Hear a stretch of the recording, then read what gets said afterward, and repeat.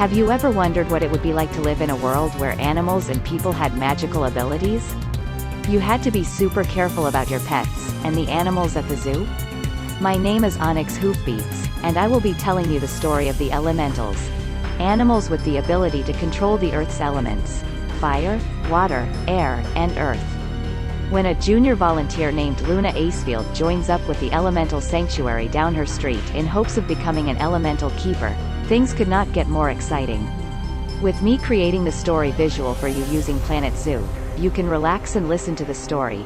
Cooing with Luna over baby baboons, riding on the backs of ostriches, and forging a path to a destiny with power.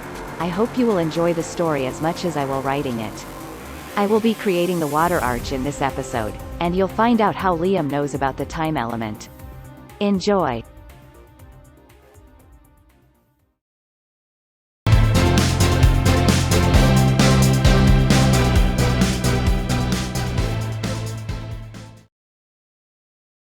Luna heavily considered running away from Liam and the open doorway, but she told herself sternly that she was brave and was not afraid.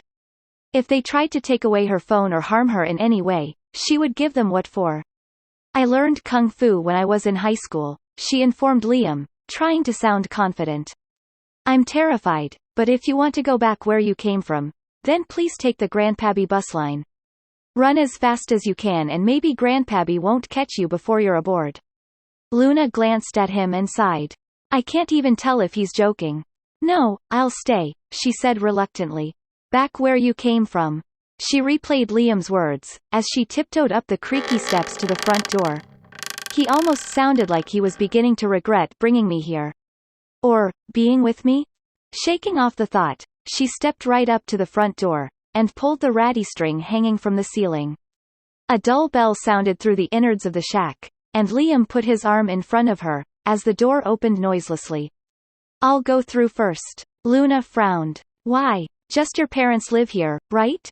You don't have any untamed elementals living in there, do you? Nope, just my parents and a time element keeper. Liam pushed open the door, leaving Luna sputtering. What? You, silly. Liam's hand reached back for her from the recesses of the house. Follow me if you dare. Luna sucked in a deep breath and let Liam pull her inside. The second she was through the door, the lights flew on though with some short flickers, and Liam was pounced on by a pair of creatures. He was thrown to the floor with a sickening crunch, and Luna screamed. She couldn't help it. Here was her only friend getting murdered before her eyes by a pair of children? Before she could put her kung fu moves to the test, she heard Liam's laughter and strangled words. Fine. Fine. You win, now get off me.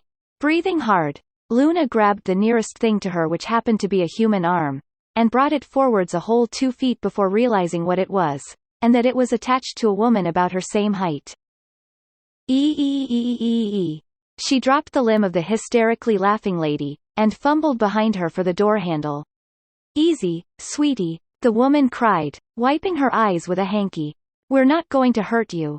Luna took sucking breaths of air to calm her pounding heart, and spun around, determined to find the exit. Luna! An unfamiliar grip took hold of her arm. Are you really a peacock?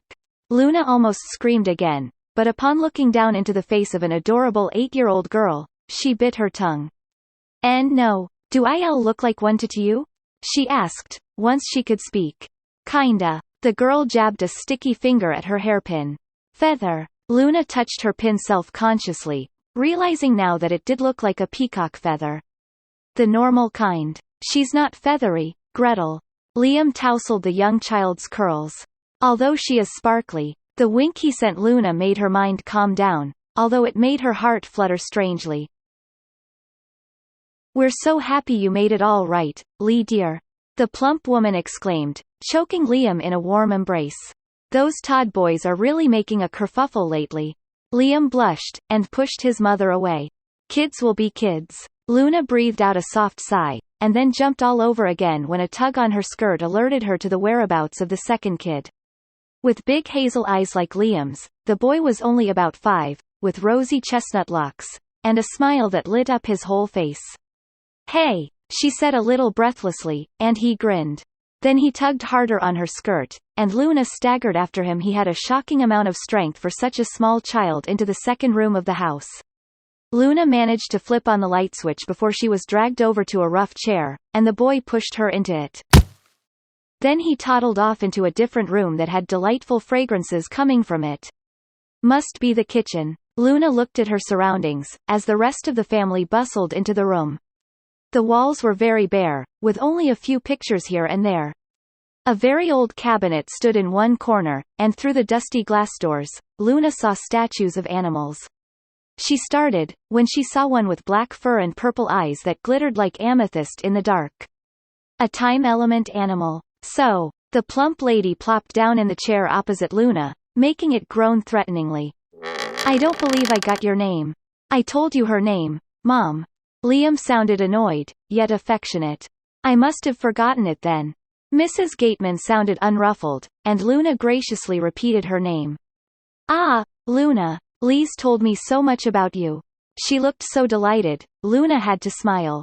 Lee, she whispered to Liam, as he walked up behind her chair. He sighed. Just some nickname my mom likes to call me. She's too lazy for one more syllable. Luna hid her laughter behind her hand, as Mrs. Gateman continued her questions. Are you really a keeper? How long have you been one? What's your element? Luna, deciding her manner was much like that of Liam's, waited a few seconds to make sure she was finished, and then said, No, I'm sorry. I'm not a keeper yet, just a volunteer. As for how long I've been one, I've been at the sanctuary for about 3 weeks. Ah, just like my Lee. Mrs. Gateman sighed dramatically. What element are you hoping for, then? Luna glanced at Liam, who mouthed the words, Don't tell, at her. Earth, probably. She answered evasively, half wishing that she could just be a regular Earth wielder. I still can. The time thingy is not a guarantee. Definitely one of the cooler types. The good-natured lady smiled at her son. Not like the water element. See that all the time. Liam glared mockingly at his mother. Don't pour rain on the water element, Mom.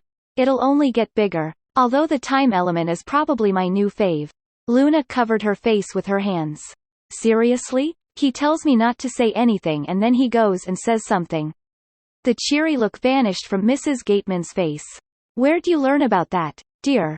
Her face had turned gray. Surely there's not been a problem with them.